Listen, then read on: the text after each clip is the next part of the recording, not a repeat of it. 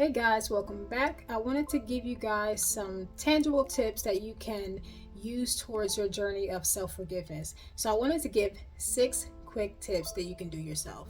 One top thing that you can do is just reframe your mindset about the concept of self forgiveness. It's not the end all be all simply because you made a mistake. You're not a terrible human being or person because you made bad decisions. It is just that you're an individual who made a bad decision. Now, when it becomes a string of bad decisions, that's a whole different topic for another day. However, if you find yourself in a situation where you made a mistake, don't beat yourself up about it. Try to shift your thinking into a state where you can look at it as something you can learn from, rather than a point of criticizing and condemning yourself for something that you've done wrongly.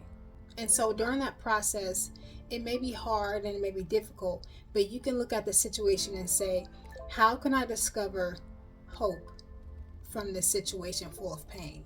Or where can I find the light in this place of darkness? Because if you don't know, light shines the brightest in the dark. This is where you do the shouldn't haves or the should haves.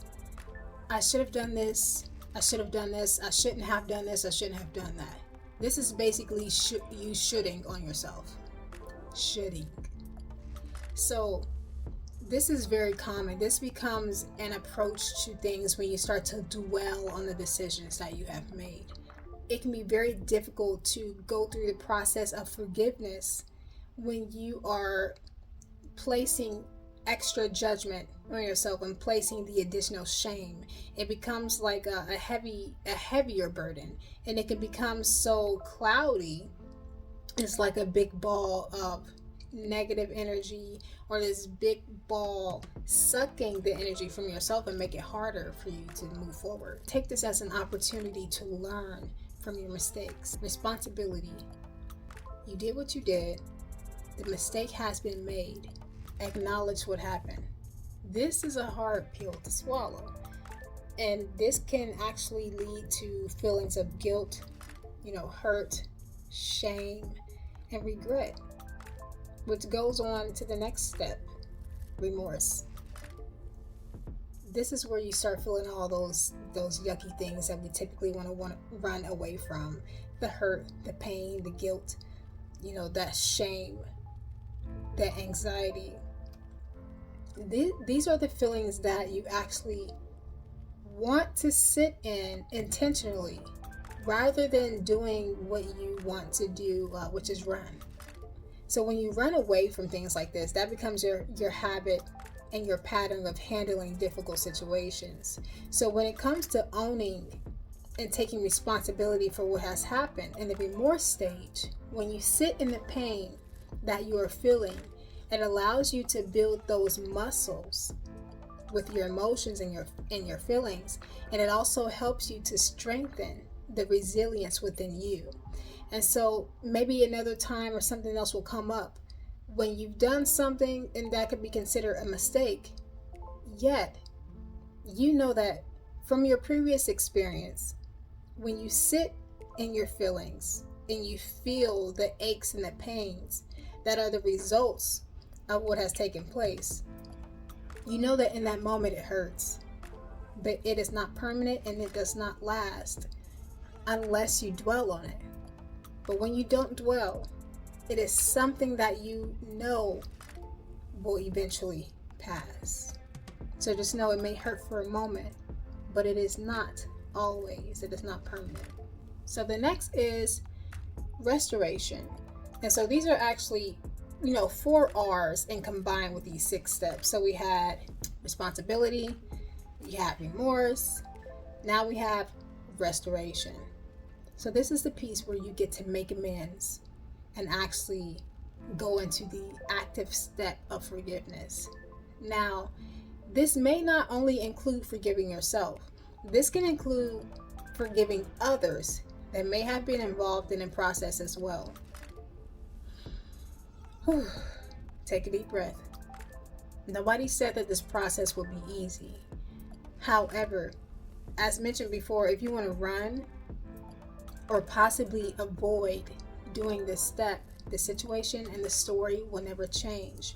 But here in the opportunity in step with forgiveness, you have the option and the chance to rewrite or restore what was broken, trust that was possibly lost, and the opportunity to build something new by cleaning up, the mistake that had been done or something that may have been said. Because if it didn't bother you, that means that was a part of your character. But because you are feeling this pain, this regret, remorse, it says that what you did, what you may have said, is not a part of your true character. And that's something that you may want to make amends for. So if that involves someone in addition to yourself, go ahead and take that step and reach out to those people and ask for forgiveness. And then forgive yourself. That is a crucial step as well, because forgiving yourself will allow you the liberty and freedom and the permission to move forward. Not forgiving yourself can be like a ball and chain, just keeping you stuck in that memory and that moment, just reliving it over and over and over again. Lastly, but not final, we have renewal. Take the mistakes as a lesson and reflect on what it is that you have learned from it. Take a moment to understand what actually led up to the mistake that had taken place. Is that something that you can avoid in the future? So in this moment of renewal, you can look at what has taken place, what led up to the mistake, and what can be done to prevent that same mistake from happening in the future. Now, this isn't saying that you aren't going to make mistakes anymore ever in your life. This is just giving you a blueprint or a few steps to analyze how you can move forward without doing the same mistake that you had already done. Take it as a lesson and learn from it. Now, when you do these steps, I would say to be mindful of when, where, and how you do these steps. Yes, do it with intention, but be mindful of the environment that you are in, the people that you are surrounded by, and the support that you have. This may be steps that you would like to do with someone that you trust and someone that you know will support you. This is not an easy process to do alone. If you are someone that is doing this alone, that's okay too.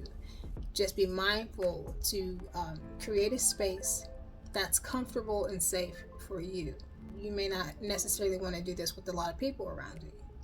But overall, and mostly I would like to say is during this process, be kind to yourself. It's okay to not have all of the answers. It's okay to feel the feelings that you will go through. Practice kindness and self-compassion towards yourself. It doesn't have to be perfect, but give yourself some credit for wanting to go through the process and actually implementing it. So, peace and hope to you. I pray that all goes well, and I hope you get a good report. Let me know if these tips were helpful for you in the comments. I would love to hear your feedback and any ideas that I may have missed that someone else may benefit from. All right, until next time.